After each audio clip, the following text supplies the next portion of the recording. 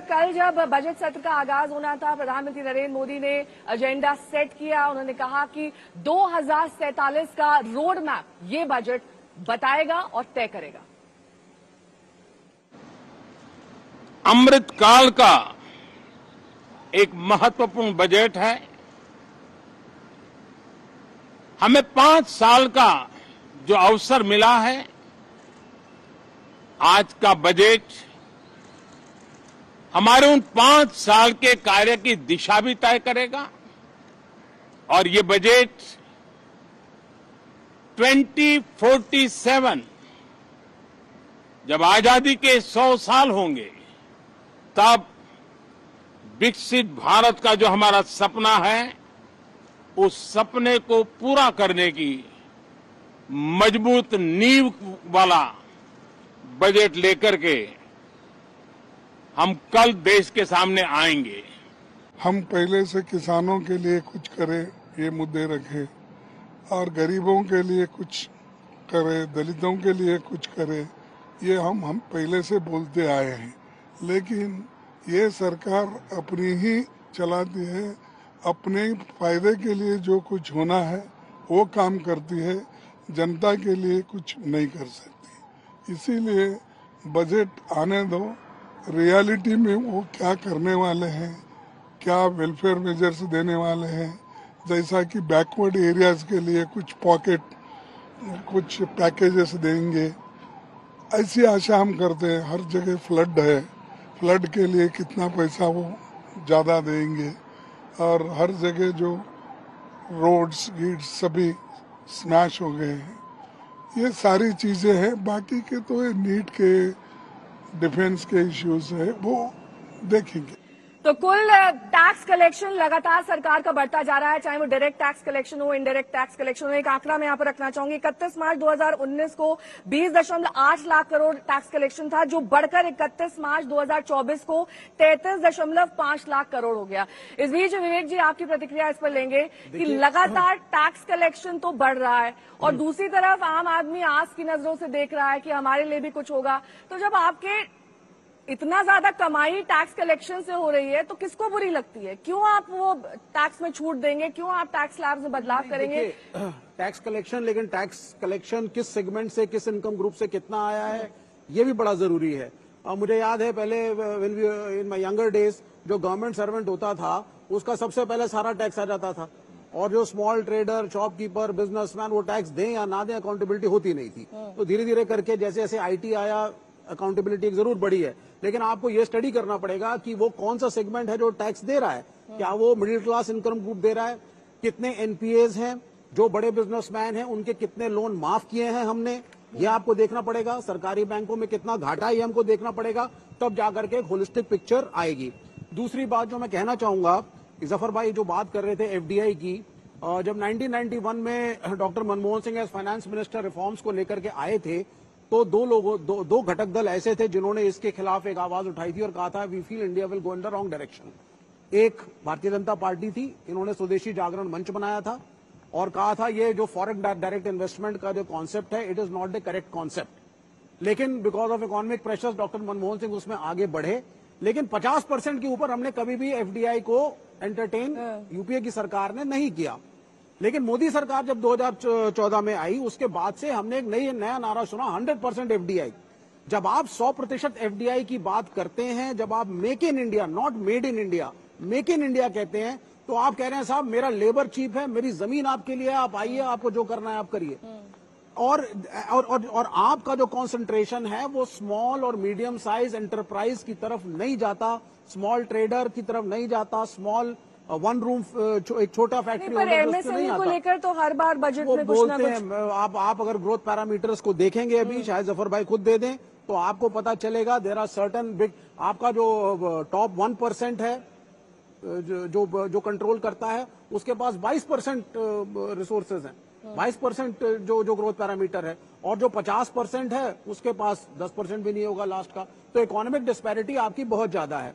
तो आपको कहीं ना कहीं जब तक आप small trader, small factory owner, small mid size enterprise, middle class jobs, इस सेगमेंट पे नहीं कॉन्सेंट्रेट करेंगे, वी डोंट सपोर्ट 100% FDI। और शायद कुछ ऐसे भी लोग जो कोरोना में जिनके कारोबार पर मात पड़ी थी वो अभी तक उबर नहीं पाए 4 साल बाद भी। उनके लिए कोई तरीके की राहत, कोई तरीके की घोषणा, और जो एमएसएमई की बात हम लगातार, बहुत सारे ऐसे एमएसएमई थे जो उस टाइम शटडाउन हो गए थे पूरी तरीके से, वो अभी तक उबर नहीं पाए। उन्होंने ऑल्टरनेटिव बिजनेस करियर जो है उसके बाद। मैं सिर्फ 10 सेकंड लूंगा हाँ, इसमें। सर, देखिए, मैं I am a lot into trade union movements, तो हम लोग अलग अलग इंडस्ट्रियल एरियाज में जाते हैं, वहां मजदूरों की क्या स्थिति है, जो एम्प्लॉयर्स है उनकी क्या स्थिति है। मैं आपको दिल्ली और दिल्ली एनसीआर का बता देता हूं। दिल्ली के अंदर बवाना इंडस्ट्रियल एरिया, बादली हो गया, वजीरपुर हो गया, जहां पे फैक्ट्रीज हैं, small and mid enterprise, 60 to 70% are non functional today. तो जो मजदूर है उसके पास भी जॉब्स नहीं है, वो वापस दिल्ली से बाहर मूव आउट कर रहा है। This is a very big problem.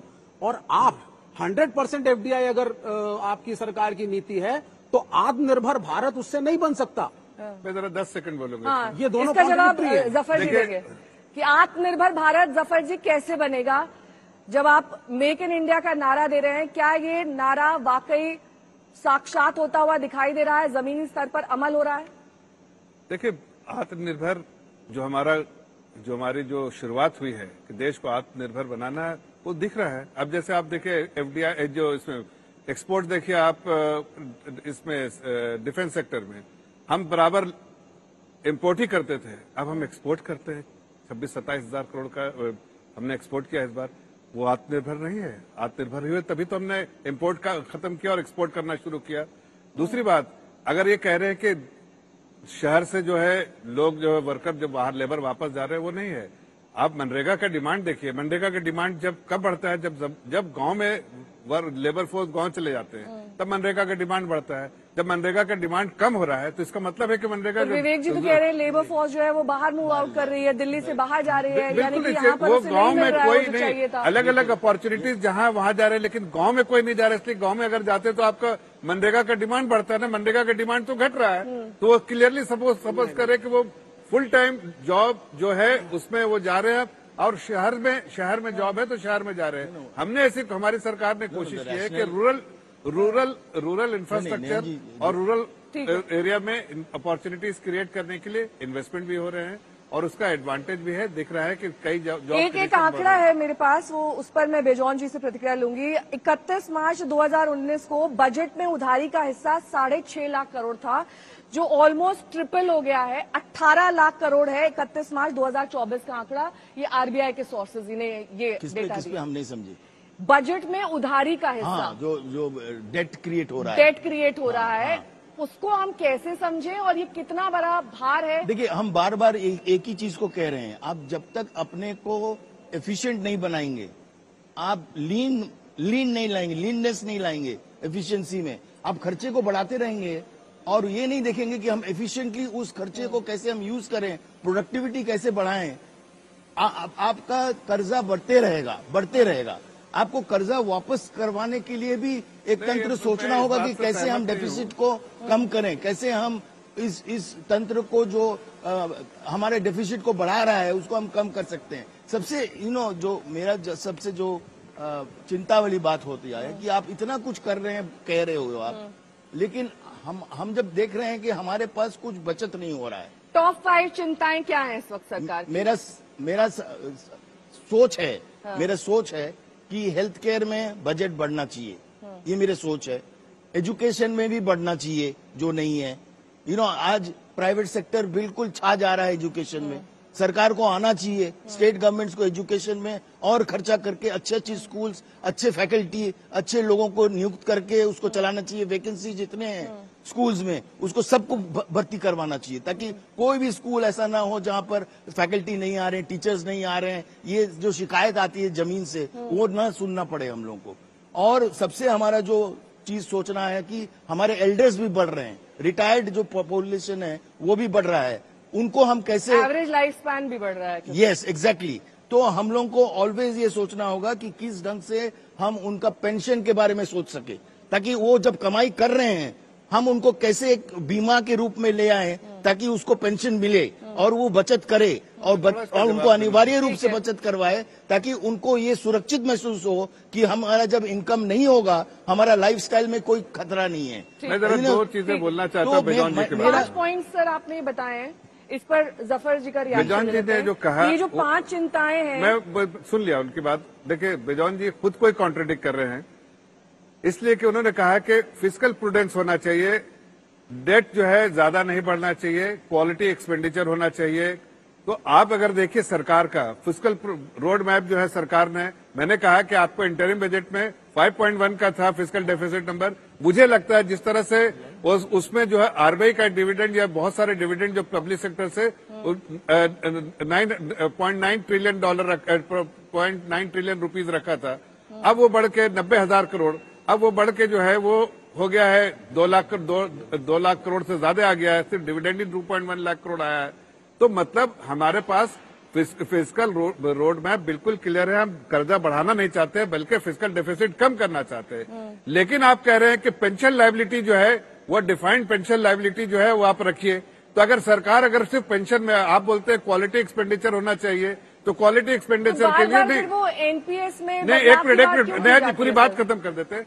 तो अगर पेंशन ही सिर्फ अगर सरकार देने लगे तो जाहिर है फिर आपका पेंशन में जो है जो पेंशन गलत इंटरप्रिटेशन। नहीं, पेंशन सरकार नहीं देंगे, फिर कौन देगा? पेंशन इस ढंग का बना है कि हमारा जब कमाई हो उस समय हमको मैंडेटरी रूप से सेविंग्स करवानी चाहिए और उस सेविंग से चलना चाहिए, ताकि उनको जो इंटरेस्ट मिल रहा है सरकार को, मैं यहाँ पर एग्जैक्टली हर आदमी को, इसी केवल आप सरकारी तंत्र को नहीं दे सकते हो, जो अनऑर्गेनाइज सेक्टर है, जो लोग जैसे हमारे सिक्योरिटी के लोग बैठे हैं, उनको भी सोचना चाहिए, उनके बारे में भी सोचना चाहिए। सरकार ने बहुत सारा कैसे पेंशन चलेगा। सरकार ने बहुत सारे पेंशन स्कीम लेकर आए हैं। नहीं, वो नहीं चल रहा है, नहीं चल रहा है। बेजॉन जी कह रहे हैं काफी नहीं है। नहीं, एक मिनट बेजॉन जी, कंट्रीब्यूटरी पेंशन फंड जिसके बारे में आप बात कर रहे हैं, कंट्रीब्यूटरी पेंशन फंड तो लाया गया है। आप जब तक कंट्रीब्यूट करेंगे आपको LIC का तो नहीं, आप इंश्योरेंस बोल रहे हैं कि आप लाए हो, हमको मालूम है आप लाए हो, लेकिन उसको उस तंत्र को चलाने के लिए जो उत्तरदायित्व होनी चाहिए, जिस ढंग से प्रचार होनी चाहिए, जिस ढंग से लोगों को जोड़ना चाहिए, दो चीजें हैं। देखिए दो चीजें हैं बेजॉन जी, अगर आप कहते हैं कि सरकार जो है पेंशन लायबिलिटी ले ले, दुनिया की कोई सरकार पूरी पेंशन लायबिलिटी नहीं ले सकती है, लेने के लिए तो लेकिन प्रोडक्ट कैसा लेकर आया है, जैसे तो कर दे रहे हैं। सरकार का क्या लायबिलिटी है, हम ही तो पैसे दे रहे हैं। नहीं, एक गरीब से गरीब आदमी भी कर दे रहा है, तो सरकार का लायबिलिटी केवल इतना ही है कि जो पैसा हम दे रहे हैं उस पैसे को सही ढंग से चलाएं। एग्जैक्टली, सही ढंग से सही ढंग से मतलब क्या होता है? देखिए एक मिनट, लोगों तक उस पैसे को नहीं पहुंचा पा रहे हैं बेजॉन जी। सही ढंग से जब आप बोलते हैं तो मतलब क्वालिटी एक्सपेंडिचर होना चाहिए। क्वालिटी एक्सपेंडिचर कैसे होता है? तंत्र होना चाहिए, वो क्वालिटी एक्सपेंडिचर होना चाहिए। आप फिजिकल इंफ्रास्ट्रक्चर कर रहे हैं, बार बना रहे हैं, वो क्वालिटी एक्सपेंडिचर है। आप इलेक्ट्रिसिटी, पानी कनेक्शन घर पे दे रहे हैं, प्रधानमंत्री आवास योजना के अंतर्गत आप घर दे रहे हैं, तो क्वालिटी एक्सपेंडिचर क्या, तो ईज ऑफ लिविंग करे एक आम नागरिक के लिए, जिसने कभी चिंता नहीं की थी। आज आप घर घर तक अगर आप पानी का कनेक्शन पहुंचा रहे हैं, घर घर तक बिजली कनेक्शन पहुंचा रहे हैं, प्रधानमंत्री आवास योजना के तहत आप घर दे रहे हैं गरीबों को, आप इस तरह की सारी सुविधाएं मुहैया कर रहे हैं। आप आयुष्मान भारत स्कीम के तहत आप जो है लोगों को कर्जा ना लेना पड़े, उनका इलाज करा रहे हैं। तो क्यों ऐसा कर रहे हैं? सरकार के रिसोर्सेज जो है वो सोशल सेक्टर में जा रहे हैं, लेकिन इस तरह से स्पेंड किए जा रहे हैं ताकि उसका फायदा सीधे आम नागरिक को मिले। यहाँ जी स्वास्थ्य का आप यदि कीमत देखें, इट इज सो हाई, इतने जबरदस्त दवाइयों का कीमत बढ़ गया है, कोई चर्चा नहीं हो रहा है कि जन औषधि को कैसे हम बढ़ावा दें। तो आयुष्मान भारत कारगर है या नहीं है? नहीं, हम तो सोचते हैं कि जिनको मिला है उनके लिए फायदेमंद है, जिनको नहीं मिल रहा है उनको कैसे हम जोड़ें उसके साथ, वो सोचना होगा। देखिए, और हम बार बार ये कह रहे हैं कि आपको जो लोअर मिडिल क्लास है, जो आज बिलो पॉवर्टी लाइन चले जा रहे हैं, जिसको आप स्वास्थ्य के सेवा से जोड़े नहीं है, आप उसको कैसे जोड़ोगे?